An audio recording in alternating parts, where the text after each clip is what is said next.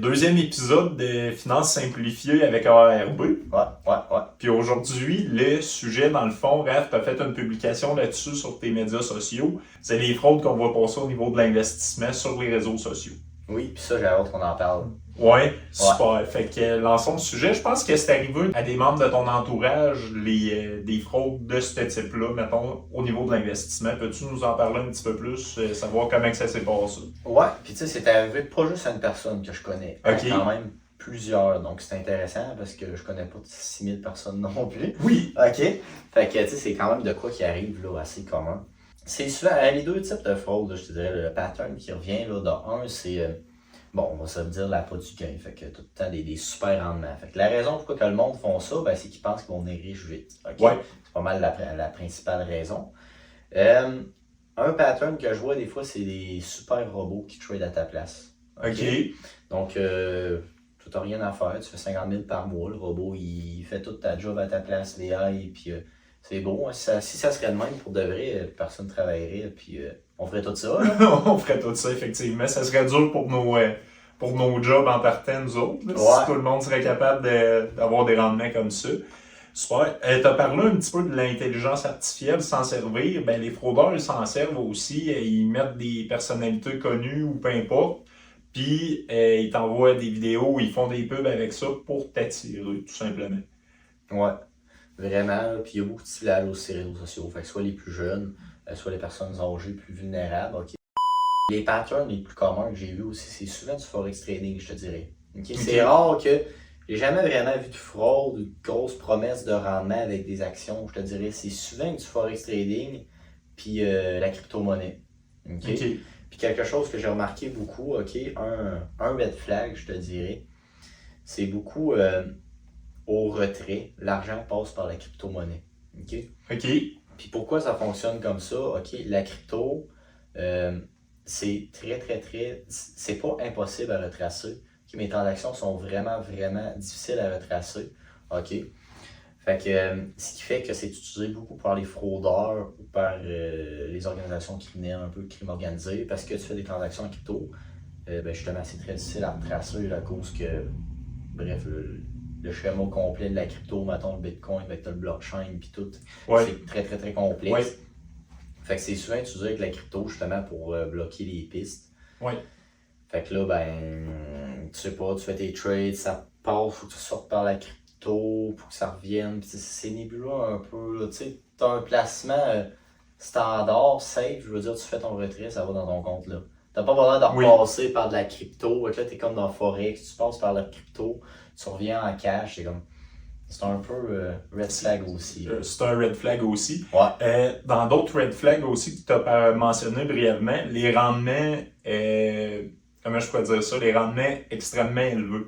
Tu sais, l'Institut de planification financière du Québec, elle nous dit que des rendements à long terme, un rendement raisonnable, si on pourrait dire, mettons, ça va être autour de 7 à 8%, mettons. Fait que, tu sais, je sais que dans les dernières années, on a des portefeuilles qui ont battu ça, oui, mais sur le long terme, normalement, quelqu'un qui te garantit en haut de ces montants-là, c'est un red flag à avoir aussi. Ouais, parce que tu sais, justement, tu as un 7-8% quand on fait de la planification, mettons, retraite, de quoi de même, c'est pas mal la moyenne qu'on utilise. Oui. Oui, tu sais, il y a des portefeuilles là, qui ont une moyenne de rendement 10 ans, tu peux avoir du 10-11%. Oui. Okay, c'est encore réaliste. Mais quand on parle de rendement réaliste, là, c'est quand que 30% au-dessus, puis surtout quand ils disent la garantie, là, on s'entend que. Tu sais, ton portefeuille fait une moyenne de 10% fine, là, mais quand tu es rendu dans le 30-40% garantie, là, d'un, il n'y a pas de. Tu sais, s'il y aurait vraiment des placements qui font 30% garantis, là, ben, je placerais tout là-dedans. Tout le monde ferait ça. Oui. Je veux dire, je mettrais tout mon cash là-dedans, ce serait le fun. Là. Je veux dire, d'un, quand c'est vraiment garanti. La seule chose qui est garantie que je connais, là, c'est les CPG, là, puis les comptes d'intérêt cotisés. Ouais, puis c'est pas les rendements qu'ils nous offrent. Là. Ça fait 2%. non, c'est ça. C'est ça, exactement. Fait qu'avant qu'on change de sujet, là, j'aimerais qu'on fasse un petit récapitulatif là, au niveau des red flags, OK? Parce que je trouve, pour nos auditeurs, c'est ce qui est plus pertinent à connaître. Oui. Fait que nouveau red flag, ce qu'on avait discuté tantôt, des rendements irréalistes, l'appât du gain. Fait que, tu sais, si tu vois que tu fais du 40-50% de rendement, là, pose-toi des questions, OK? Surtout si c'est garanti. Un autre red flag, là, ça serait, je te dirais, ben on va dire des frais de sortie. C'est justement de passer par de la crypto pour sortir Ouais. de un, Ouais. tu arrives avec des frais de sortie. Puis là, ben, souvent, le monde sont poignés là-dedans parce que tu arrives, là, puis là, finalement, c'est des frais. Puis c'est des frais. Puis c'est encore des frais. Puis tu verras jamais ton argent. Ouais. Puis de quoi que j'aimerais mentionner aussi, c'est que, ben souvent, là, les fraudeurs, ils sont pas capables, OK? Ils pensent comme un humain normal. Fait que toi, en tant qu'humain normal, qu'est-ce que tu fais? Tu mets un petit peu d'argent, tu essayes de faire un retrait. Si tu vois que ça marche, tu vas en mettre plus. Fait que c'est exactement ça qu'ils font. Ils te laissent- Tu vas mettre un peu d'argent, tu vas faire des petits retraits, là, des petits montants, 100$, 1000$, sans problème. Tu n'auras pas vraiment de frais, puis ça va bien fonctionner pour te mettre en confiance. Puis là, après ça, ben là, tu commences à te mettre en confiance, tu vas commencer à mettre plus d'argent. Puis là, quand tu arrives à faire des gros retraits, ben là, c'est là que tu as des gros frais. Puis là, il faut que tu passes par la crypto. Tu as des frais parce qu'il faut que tu sortes en crypto, puis tout ça. Fait que tu sais, c'est pas super à ce niveau-là. Un autre red flag que je dirais, c'est. C'est sûr que tantôt on va y en revenir, là, de valider si les compagnies sont enregistrées auprès de l'AMF. Ouais. Ouais. Après ça, red flag un peu là, les reviews au niveau des plateformes. Google existe, on est tous capables d'aller faire des recherches. Mais si tu regardes la review de ta plateforme, puis oui, tu as 5 étoiles sur Google, mais tu as comme 8 reviews. Pose-toi des questions, c'est probablement les 8 qui ont parti cette patente-là puis qui sont allés mettre un 5 étoiles. Même principe, si tu cherches sur YouTube, puis que la chaîne a 2 abonnés, puis 8 vues sur les vidéos. Pose-toi des questions. Là. Les plateformes là, les plus connues, je te dirais, les plus populaires, là, tu vas regarder ça sur YouTube, voir des milliers de vues, là, des milliers de reviews. Fait que tu sais, red flag à ce niveau-là un peu. Puis justement, un peu nébuleux, tu sais pas trop. Pas nécessairement de la pression à investir, mais tu l'as trouvé sur les réseaux sociaux. Tu parles avec le gars un peu, c'est comme nébuleux, tu sais pas vraiment comment ça marche. Moi j'aime ça savoir comment ça marche en arrière. J'aime ça vraiment savoir comment c'est structuré. C'est nébuleux, tu sais pas trop comment ça marche, tu sais même pas le gars, il habite même pas au Québec, là, il habite genre. Aux îles Moukmout. Ouais, aux îles Moukmout, c'est bizarre un peu, pose-toi des questions. Fait que tu sais, la pas du gain, c'est nébuleux, la crypto, là. Faire attention. Puis tu l'as mentionné un petit peu là, en parlant de recherche Google, on a plein d'outils aussi pour valider, voir si la personne, est formée pour ça, puis que c'est pas une fraude. Premièrement, tu as le site de l'AMF, fait que tu peux aller taper son nom là-dedans, voir s'il y a les permis appropriés et tout. Ça donne déjà une chance. Après ça, une recherche Google, tout simplement. Tu sais, tu tapes le nom, mettons, normalement, il est censé avoir un gestionnaire de portefeuille, une institution, une banque à l'arrière de ça, et tout. Finalement, tu trouves pas grand-chose. Tu viens de parler de review, il sort de quoi, mais tu sais, la personne qui t'a approché pour ça, elle te vante tout l'argent qu'ils ont fait, puis tout, mais finalement, il n'y a pas tant de review, puis t'es pas sûr de savoir comment que ça marche exactement. Fait que tu sais, déjà là, ça, c'est des plateformes qui peuvent t'aider dans un moteur de recherche. Tu tapes le nom, tu fais quelques petites recherches. Aussi, je dirais, ils peuvent nous appeler pour voir, tout simplement, avoir notre avis sur, mettons, hey, il y a quelqu'un qui m'a approché avec ça se peut-tu pas? Ben, on va te le dire, là, même si tu fais affaire ailleurs, c'est pas plus grave.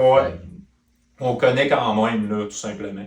Fait que ça, c'est très bon à ce niveau-là, là, faire des petites recherches avant de décider, OK, j'investis à 100%, tout simplement. Ouais. Puis ça, au niveau de l'AMF, là, je reprends ce que tu as dit. Tu parlais justement, là, l'AMF ont des outils là, pour valider si c'est conforme ou non. On va mettre les liens là, dans la vidéo. Oui. Dans le fond, il y a 2 niveaux au niveau de l'AMF. Tu peux vérifier si un institut ou une plateforme est légale, est enregistrée à l'AMF, fait que c'est une plateforme de trading, une compagnie, whatever. Puis aussi au niveau des conseillers en sécurité financière, on peut aussi valider si le conseiller, il est vraiment enregistré à l'AMF, est-ce qu'il peut pratiquer là-dedans, est-ce que c'est légal. C'est plus rare, en fait, je n'ai jamais vu de fraude avec des conseillers. Là, je veux dire, on en connaît tous un là, qui est sorti de prison récemment. Mais c'est quand même plus rare là, les fraudes au niveau des conseillers. D'habitude, c'est plus au niveau des plateformes en ligne que c'est plus nébuleux, je te dirais, là-dessus. Ouais.